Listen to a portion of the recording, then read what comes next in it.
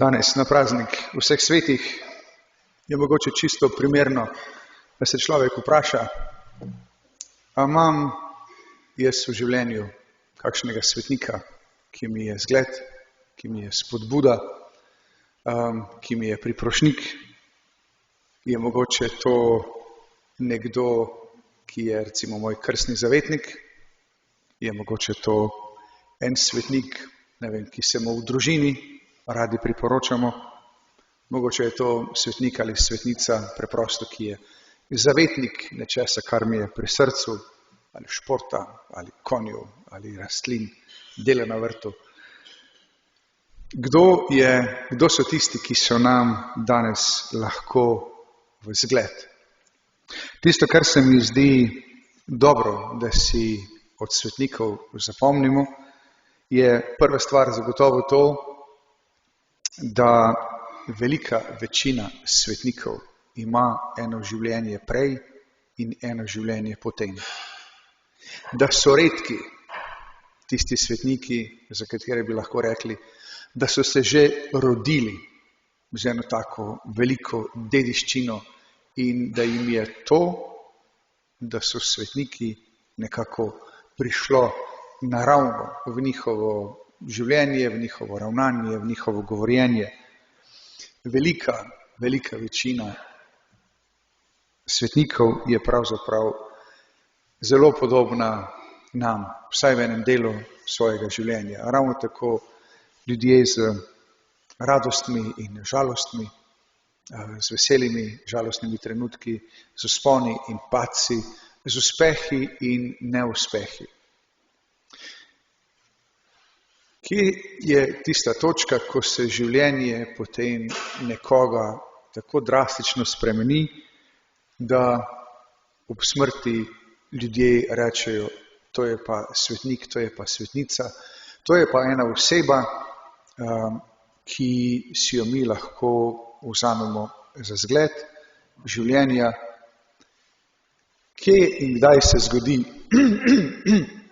da kar naenkrat ti ljudje na sovraštvo odgovarjajo z ljubeznijo, na zasramovanje, na poniževanje odgovarjajo z mirom, da so vedno in povsod prinašalci miru, sprave med ljudmi, da so vedno znova tisti, ki ne prenašajo in ne podaljšajo teh vzorcev sovraštva in zamer in zavisti.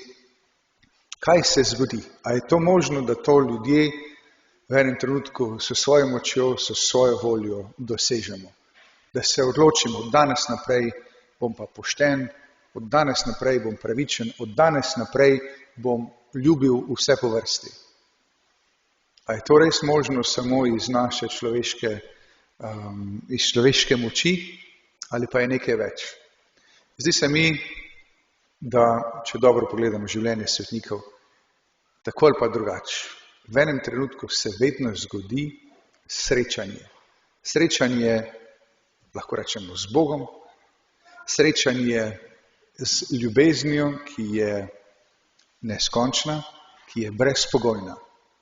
Srečanje z usmiljenjem, ki ne gleda na človeka, ki ne gleda na družbeni razred, ki ne gleda na raso, ampak eno usmiljenje, ki mene prepoznava in me sprejema takega, kot sem, v moji enkratni, neponovljivi lepoti, pa tudi v vseh tistih temnih trenutkih, temnih kotičkih, ki jih nosim s seboj. Srečanje z Bogom je edino, ki lahko iz enega človeka naredi svetnika in svetnico. Kakorkoli se ljudje trudimo, da bi ljubili in vemo, da pač kako zelo pogrešamo tudi to, da bi bili ljubljeni, vedno znova izkušamo, da lahko dajemo samo to, kar smo prejeli.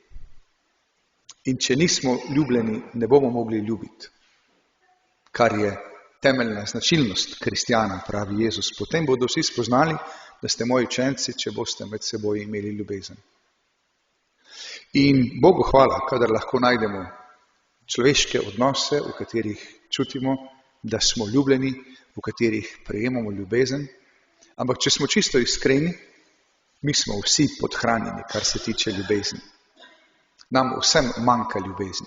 Pa kolikorkoli si je lahko podelimo, si podeljujemo samo tisto, kar itak vsakemu od nas že manjka. Bog je edini, ki je neskončni vir ljubezni in je edini, ki lahko to brezno v naših srcih izpolni, zapolni do točke, da čutimo, da smo lahko pa zdaj v miru, da smo pa lahko zdaj zadovoljni in ne več samo gledamo, kje bomo še dobili, da bomo preživeli, ampak lahko začnemo deliti v zavesti in v izkušnji, da pri Bogu bomo vedno dobili dovolj. In se mi zdi, da je to en tak dobra misel, dobra stvar za premišljati tudi na današnji dan, na praznik vseh svetnikov. Ko se sprašujemo, če je to res, da svetniki niso samo redki izbranci, ampak da smo k tej poti svetosti poklicani vsi, kako torej hoditi po tej poti? Kje najti to pot? Kaj si vzeti za merilo?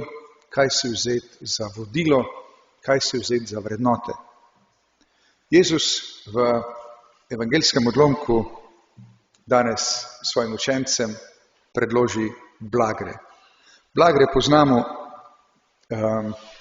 zato, ker na nek način povzemajo ne samo to, kar naj bi vsak kristjan živel, ali pa to, kar si Jezus želi, da bi živel, ampak povzema tudi to, kar Jezus uresničuje. In v uresničevanje teh blagrov vabi tudi nas.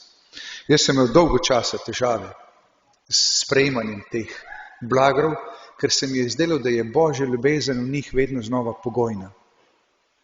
Da Bog reče, blagor v Bogu in v duhu, če ste. Ker če ste, potem boste prejeli nebeško kraljestvo. Če pa ne, blagor vam, če ste krotki, ker boste deželo posedli. Ampak če niste krotki, pa nič. In se mi je zdelo vedno nerazumljivo, kako Bog, ki se predstavlja kot ljubezen, kot brezpogojna zastonjska ljubezen, kako lahko tukaj tako pogojuje moje ravnanje, naše ravnanje. In mi je oči odprlo šele, ko sem nekoč slišal nekoga drugega razlagati te blagre malo drugače. Ko je rekel, nasičeni boste v vsakem primeru, to je Božja obljuba. Blagor vam, če ste danes lačni in žejni pravice. Če si dopustite, da ste lačni in žejni pravice. Usmiljenje boste v vsakem primeru dosegli, ker je to Božja obljuba. Ampak blagor vam, če to razumete in ste danes tudi vi že usmiljeni s sabo in drug z drugim. Boga boste gledali. To je Božja obljuba. Blagor vam, če si prizadevate, da boste že danes čisti v srcu. Božji otroci ste in boste.